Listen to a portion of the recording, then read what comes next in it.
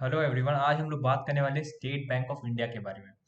अब इसका सबसे बड़ा मोटिव ये है स्टेट बैंक ऑफ इंडिया का, ये भी है बहुत ऐसे तो जनरली हम लोग से सबसे पहले वीडियो में बात करते हैं, फाइनेंशियल और बिजनेस एनालिसिस देखते हैं, उसके बाद टेक्निकल एनालिसिस देखते हैं। बट उससे ज़्यादा एक और मैक्रो पिक्चर मैं आपके साथ पोर्ट्रे करना चाहता हूँ।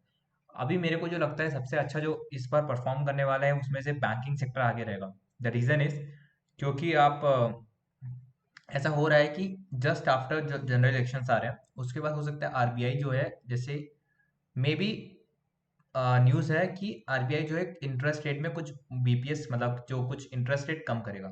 ठीक है। तो इंटरेस्ट रेट जब आरबीआई जब कम करेगा तो सारे सेक्टर को फायदा है। ठीक है, सारे सेक्टर को फायदा होगा। बट सबसे ज्यादा जो फायदा होता है बैंकिंग सेक्टर को फायदा होगा, और जब बैंकिंग सेक्टर को फायदा होगा तो ऑब्वियसली सारे सेक्टर्स को फायदा होगा। तो इस तरह का कुछ एक मैक्रो फैक्टर भी आ रहा है पिक्चर में। बट वो थोड़ा, मतलब हम लोग का जो जनरल प्रिंसिपल है सिस्टम में ट्रेड करने का, वो तो यही है कि आपका आप एक फंडामेंटल बिजनेस एनालिसिस करो, और अगर आपको फंडामेंटल बिजनेस कंपनी अच्छी करी, आप उसका टेक्निकल सेटअप देखो और फिर वहाँ पे बाई और टारगेट अपना डिसाइड करो, और उसके अकॉर्डिंग आप टारगेट बाइंग पे एंट्री करो, टारगेट पे निकलो और प्रॉफिट बुक करो। More like a swing trading you can say. ठीक है।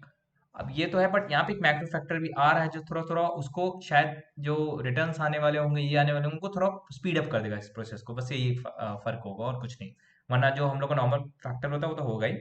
तो उसी लिए सबसे पहला जो एक फेवरेट बैंक, जो दो मेरे फेवरेट बैंक्स हैं, वन इज एचडीएफसी बैंक और एक एसबीआई भी अच्छा बैंक मेरे को भी लग रहा है। बहुत अच्छा है, अंडर वैल्यू लगता है मेरे को काफ़ी। तो उसके बारे में हम लोग आज बात करते हैं। State bank of India, current market price इसका 642 का है। और इसमें देखोगे तो स्टेट बैंक ऑफ इंडिया में आप सबसे पहले बिजनेस एनालिसिस फाइनेंशियल स्टार्ट कैसे करते हैं वो भी आप सीख सकते हो इसमें। 10 ईयर का चार्ट खोल लिया, ठीक है। उस पर पी रेशियो पे मैं गया, तो आप इसका ये देखो, यहाँ पे पी रेशियो गया। अब पी रेशियो पे आप देखोगे तो अभी पी रेशियो जो है इसका, अभी मीडियन पी जो है इसका 12.6 का है, और अभी ये 8.3 पे ट्रेड कर रहा है। मतलब बहुत ही ज़्यादा you can say under valued stock है। ठीक है, अंडर वैल्यूड स्टॉक है। मैं अगर 5 ईयर का ही, या अभी मैं छोड़ो 5 ईयर छोड़ो, 3 ईयर का देखता हूँ।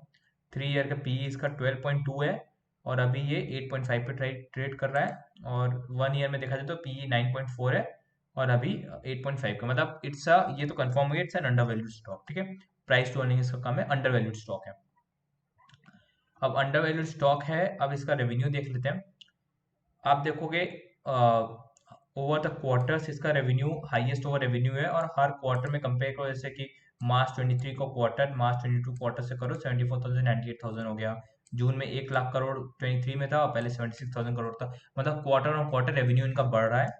उसके साथ नेट प्रॉफिट भी देखोगे तो इनका जो नेट प्रॉफिट है वो भी इनका जो है बढ़ता ही जा रहा है यहाँ पे। बस एक्सेप्ट इनका एक जो नेट प्रॉफिट में कमी आई है 19,000 करोड़ 16,000 करोड़। उसका रीजन ये है, रीजन देख लेते हैं क्या है इसका। रीजन आपका ये है, जो इनकी अदर इनकम है वो थोड़ी कम हुई है। अदर इनकम कम हुई है 38,000 करोड़ से 30,000 करोड़ से, इसलिए जो है इनका नेट प्रॉफिट थोड़ा सा यहाँ पे कम हुआ है। ठीक है, इसलिए नेट प्रॉफिट यहाँ पे कम हुआ है। बट ये क्वार्टर ऑन ईयर का बेसिस है। यहाँ पे अगर आप देखोगे तब भी ऐसे क्वार्टर में नेट प्रॉफिट अगर इस तरह कंपेयर करें तो यहाँ पे, अगर क्योंकि जब भी क्वार्टरली रिजल्ट देखते हैं तो क्वार्टर टू क्वार्टर कंपेयर करना बेटर होता है। तो जून 2023 में इनका नेट प्रॉफिट था 19,000 करोड़ का, और पहले अब है था, और जून 22 में 7,000 करोड़ का था। ठीक है। तो अब यहाँ पे जरा एक चीज मैं कंपेयर करना चाहूंगा, मेरे को एक अच्छा एनालिसिस दिख गया यहाँ पे। 7,700 करोड़ आप देखो, यहाँ पे वो था जून का नेट प्रॉफिट था। ठीक है, और 2022 का, और ये 19,000 करोड़ का था। तो अभी बार अगर इसको देखा जाए, एक मेरे को एक ये कंपेयर करने में इंटरेस्ट आ रहा है। स्टेट बैंक ऑफ इंडिया, मैं बताता हूँ आपको कि इन देखें प्राइस में कितना फर्क आया है। ठीक है, तो मैं जून 22 को मार्क करना चाहूँगा पहले मैं। तो मैं जून 22 को मार्क कर लेता हूँ। मैं ऐसा करता हूँ ना, मैं मंथ ही कर लेता हूँ, बेटर रहेगा ना। ठीक है, मैं मंथ में कर लिया। अब मैं जून 22 का मैं देखा जाए, ये है। ठीक है, और अब मैं जून 23 के बारे में देखता हूँ क्या है। जून 23 का देखा जाए, जून 22, जून 23, ये मैं यहाँ पे जून 23 मार्क कर लिया। ठीक है, अब मैं जून 23 मार्क कर लिया। अब मैं देखता हूँ कितना फर्क आया। तो यहाँ पे ये इतना है, यहाँ पे इतना 24% का फर्क आया इन शेयर प्राइस में। 24% का शेयर प्राइस में फर्क आया है। और 7700 से 19,000, मतलब ऑलमोस्ट 3 गुना नेट प्रॉफिट आया है। मतलब उस टाइम से शेयर प्राइस में 24% बढ़ा है, लेकिन नेट प्रॉफिट 3 गुना हो गया है। तो आप आई थिंक कोरिलेट कर पा रहे हो, व्हाई वुड आई सेड कि ये अंडर वैल्यू स्टॉक है। This proves it I think. तो बिजनेस एनालिसिस आपको समझ में आया। और ईयर ऑन ईयर तो देखोगे, हाईएस्ट ओवर रेवेन्यू है, हाईएस्ट ओवर नेट प्रॉफिट है, एवरीथिंग इज गुड। तो मतलब कि fundamentally and financially it's a great bank, great scope, सब कुछ ग्रेट है। और सबसे आई थिंक सबसे बड़ा बैंक है, नॉट सबसे बड़ा बैंक, आई थिंक सबसे बड़ा एच डी एफ सी है, 5,73,000 करोड़ का है। और अगर एच डी एफ सी का देखा जाए, एच डी एफ सी का देखा जाए तो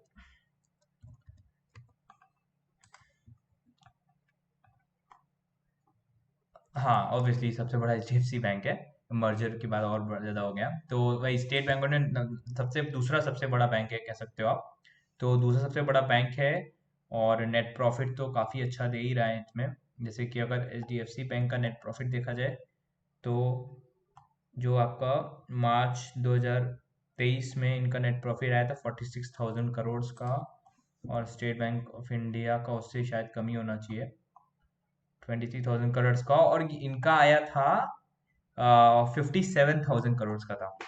तो दिस ऑल्सो प्रूव्स कि H D F C bank का जो मार्केट कैप है वो है 12 लाख करोड़ का, ठीक है।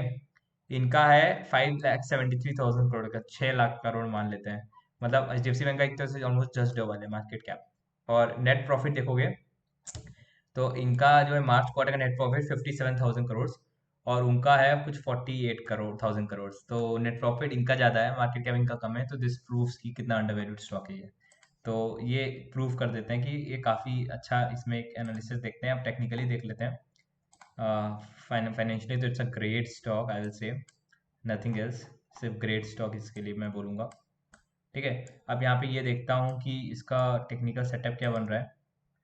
तो टेक्निकल सेटअप के लिए मैं यहाँ पे देखोगे तो आई थिंक आप जो, अगर आप इसको चार्ट पैटर्न में काम करते हो तो आपको दिख गया होगा कि कप विथ हैंडल पैटर्न बन रहा है, और जिसका ब्रेकआउट भी हो चुका है, जस्ट अभी ब्रेकआउट हुआ है। तो a very good time to entry also. Luckily इस टाइम पे मिल गया कि ये एनालिसिस हम लोग को ध्यान दे दिया कि ये स्टॉक है। तो इसी बात पे एक लाइक तो बनता है यार, इतना अच्छा देखो पकड़ा मैंने। ठीक है, तो लाइक करो वीडियो को और सब्सक्राइब जरूर करो चैनल को। तो देखो यहाँ पे हम लोग से ये होता है, यहाँ पे ब्रेकआउट हुआ, ठीक है। मेरी ड्राइंग बहुत ही गंदी है। ठीक है, यहाँ पे ये देखो ये जो पॉइंट है यहाँ पे ब्रेकआउट हुआ। और ये जो कैंडल है, ये जो ये रेड कैंडल दिख रहा है आपको, इसने जो है कंफर्मेशन दे दिया।